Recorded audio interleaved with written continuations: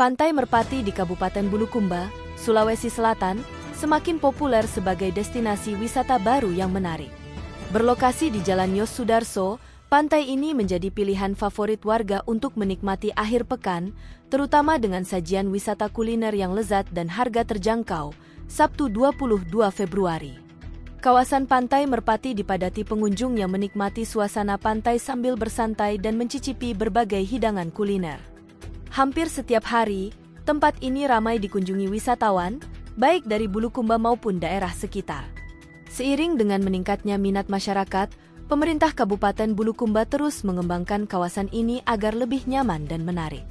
Salah satu upaya yang dilakukan adalah mempercantik lingkungan dengan penghijauan.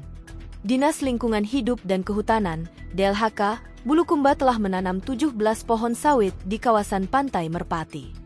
Penanaman ini bertujuan untuk membuat pantai lebih rindang dan memberikan kenyamanan bagi pengunjung.